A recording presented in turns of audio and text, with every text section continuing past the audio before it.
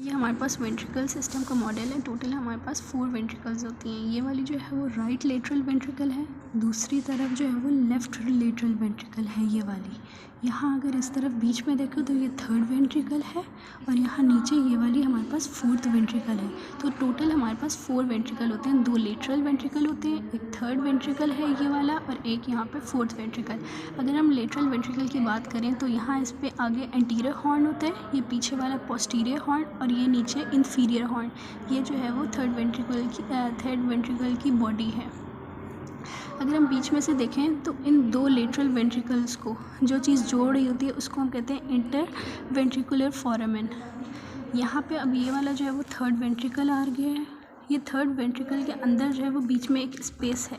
यहाँ दोनों तरफ जो है वो थर्ड वेंट्रिकल के होता है हमारे पास थैलेमस। यहाँ पे भी थैलेमस होता है और यहाँ पे भी थैलेमस होता है। तो ये 2 थैलेमस के दरमियान में ये थर्ड वेंट्रिकल होता है और दोनों थैलेमस को यहाँ से एक होल होता है जो जोड़ रहा होता है, ग्रे मैस होता है यहाँ पे। तो उसको हम कहते हैं इंटरथैलेमिक एडिशन। यहाँ पे एक होल होता है जो कि जोड़ता है 2 थैलेमस को कनेक्ट करता है और बीच में उसके जो है वो हमारे पास थर्ड वेंट्रिकल होती है।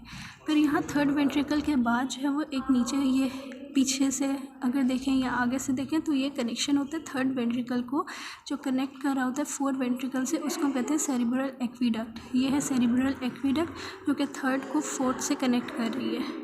ये देखिए, ये थर्ड को फोर्थ से कनेक्ट करिए, ये है सेरिब्रल एक्वीडक्ट। अगर हम थर्ड वेंट्रिकल को देखें तो इसके अंदर कुछ रिसेस होते हैं। रिसेस मतलब कि जो है ना वो आगे को प्रोट्रूजन्स होती हैं। ये वाली जो सबसे नीचे है ये है इन्फेंडिब्यूलर रिसेस।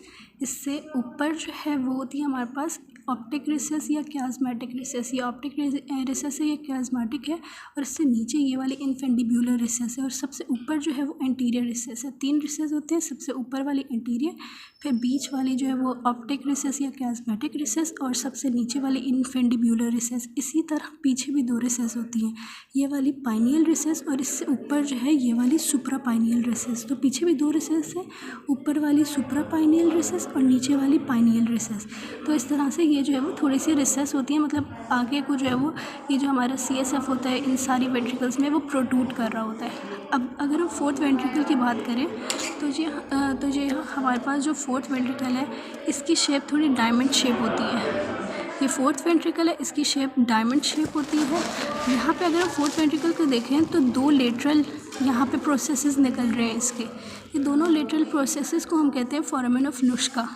L से फोरामेन ऑफ लुश्का और L से ही लेटरल। जबकि यहाँ अगर हम पीछे देखें तो मीडियल साइड पे एक निकल रहा है, इसको हम कहते हैं मीडियल रिसेस या फोरामेन ऑफ मेजेंडी। ये जो तीनों रिसेस हैं ये 2 लेटरल और एक ये मीडियल, ये तीनों जो है रिसेस जोड़ रहे होते हैं फोर्थ वेंट्रिकल को सब एरेक्नॉइड स्पेसेस के साथ। यानी यहाँ से CSF जो है वो सब एरेक्नॉइड स्पेसेस में जा रहा होता है और फिर सब एरेक्नॉइड स्पेसेस में से जो है वो एरेक्नॉइड विलाए होते हैं जो कि उसको अब्जॉर्व कर लेते हैं सुपीरियर सेजाइटल साइनस के अंदर।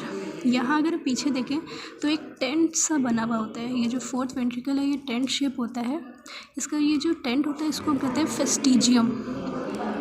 यहाँ पे ये जो पार्ट है सबसे लोअर पार्ट फोर्थ वेंट्रिकल का, इसको हम कहते हैं ऑर्बिक्स।